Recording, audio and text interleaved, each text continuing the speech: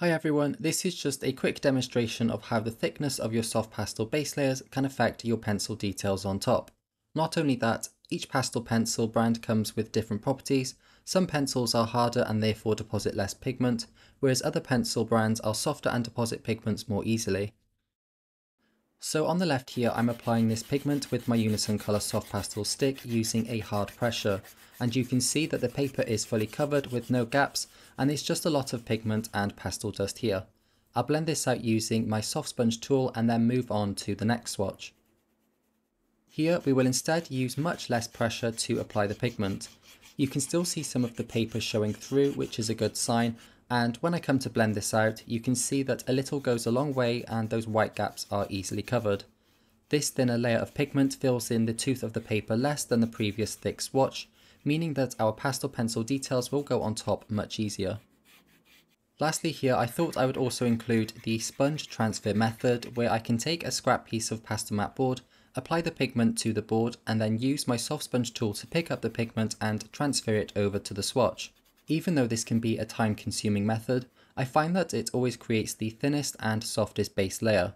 It also has the added benefit of figuring out the colours before you apply them to your artwork, so if you need to mix two or more colours together to achieve the exact tone that you're looking for, you can experiment on the scrap board before applying them to your artwork.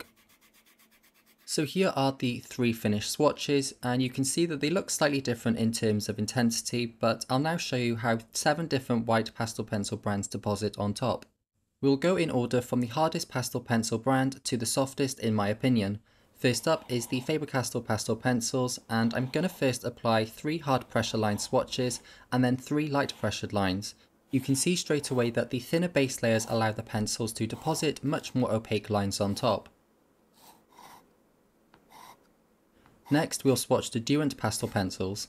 You'll also notice that the light pressured swatches are able to produce thinner lines, but you can see that you need the thinner base layers to give them a chance to show. This is because the more excess pigment you have in your base layer will fill in the tooth of the paper, making it harder for your pencils to deposit their pigments on top.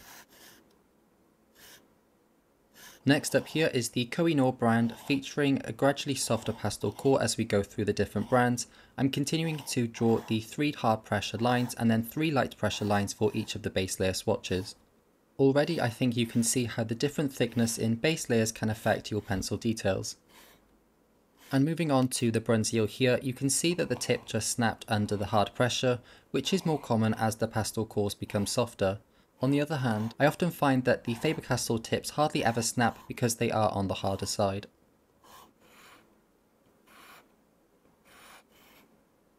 So now I'll do the same with the Stabilo Carbothello brand, which is one of my go-tos. They're somewhere in between the softest and hardest brands, so they're sort of suitable for many different tasks. You can start to see the opacity and intensity of the lines increase as those pastel cores become increasingly softer. Now the Conte A Paris brand is very soft in my opinion, even giving the thick base layer a run for its money.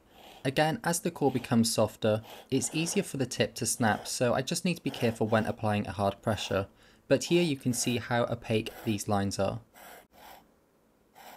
And last but not least, we have the Caran pastel pencils, which are the softest in my opinion. Their Chinese white, which is what I'm using here, is well known to be the whitest white available, and you can see just how opaque it is, really handy for details such as bright reflections in ice for example. So anyway, I hope this video was helpful for you. Feel free to take a photo or screenshot of this result for future reference if you would like to. You may look at these results and only choose to go with the Conte A Paris or Caran brand because of their buttery smooth and easily opaque lines. While I think these brands are great to have in your collection, it's also important not to sleep on those harder brands too, as they will come in handy, especially for detailed thin marks for example. I just hope that this video really gets across the importance of having less pigment in your base layers. Like I said, a little goes a long way with soft pastel sticks. Anyway, that's it now for this video. If you found it helpful, it would mean the world to me if you could give this video a thumbs up, which also helps others to find it too. And if you would like more similar helpful content, feel free to give me some ideas in the comments, and also to subscribe so you don't miss out on those future videos. I also have a Patreon channel with hundreds of hours of tutorial content if you're looking to take your skills even further. You can find the link to that in the description. Thanks again for watching, and I hope to see you in the next one. Before you go, feel free to pick up my Soft Pastel and Pastel Pencils beginner ebook. It's free and yours to download and keep forever.